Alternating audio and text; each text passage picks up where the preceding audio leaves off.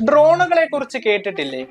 യുദ്ധരംഗത്തും രക്ഷാദൗത്യങ്ങളിലും ആഘോഷവേളകളിലും ഏറെ സഹായകമായ ഡ്രോണുകളിൽ അതിന്റെ നിർമ്മാതാക്കൾ അവർക്ക് ആവശ്യമായ മാറ്റങ്ങൾ കൊണ്ടുവരാറുണ്ട്. ചൈന യുദ്ധഭൂമികളിൽ പരീക്ഷിക്കാൻ സാധ്യതയേറുന്ന പുതിയ ഡ്രോണുകളെ കുറിച്ചുള്ള വിദഗ്ധ ചർച്ചയാണ് ലോകത്ത് നടക്കുന്നത്. എന്താണ് ഈ ഡ്രോണിനെ വ്യത്യസ്തമാക്കുന്നത്?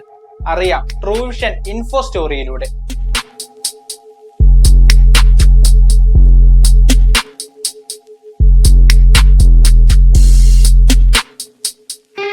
ലോകമെമ്പാടും യുദ്ധഭീതി നിലനിൽക്കുന്ന സാഹചര്യത്തിലാണ് ചൈന ഈ ഡ്രോൺ പുറത്തിറക്കുന്നത്.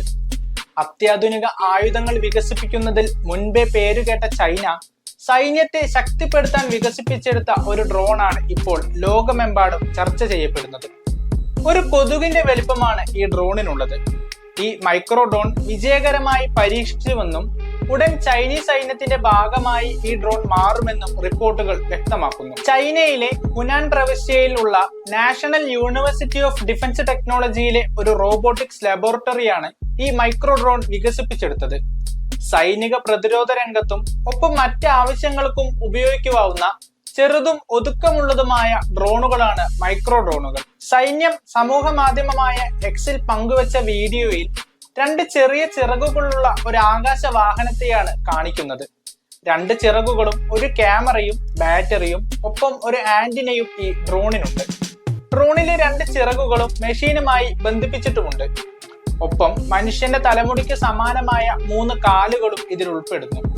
ഒരു സ്മാർട്ട് ഫോൺ ഉപയോഗിച്ചാണ് വീഡിയോയിൽ ഇതിനെ നിയന്ത്രിക്കുന്നത്. ഏകദേശം 1.3 സെന്റിമീറ്റർ നീളമുള്ള ഒരു കൊതുകിന് തുല്യമാണ് ഈ ഡ്രോണിന്റെ വലിപ്പം. എന്നാൽ ചൈന വികസിപ്പിച്ചെടുത്ത ഈ മൈക്രോ ഡ്രോണുകൾക്ക് പരിമിതമായ ഭാരമേ വഹിക്കാൻ കഴിയൂ. സെൻസറുകളുടെയും ഉപകരണങ്ങളുടെയും കാര്യത്തിൽ ചില വെല്ലുവിളികളുമുണ്ട്.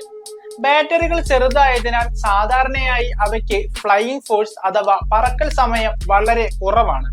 എങ്കിലും battery life, sensor updation, artificial ഇന്റലിജൻസിലെ മെച്ചപ്പെടുത്തലുകൾ എന്നിവ വഴി മൈക്രോ ഡ്രോണുകളുടെ കഴിവുകൾ വർദ്ധിപ്പിക്കാമെന്നും യുദ്ധമുഖത്ത് ഇവയെ പരീക്ഷിക്കാൻ കഴിയുമെന്നുമാണ് ഡ്രോണിനെ കുറിച്ചുള്ള വിദഗ്ധ പഠനങ്ങൾ സൂചിപ്പിക്കുന്നത്. കൂടുതൽ വാർത്തകൾക്കായി ട്രൂവിഷൻ ന്യൂസ് ഫോളോ ചെയ്യുക.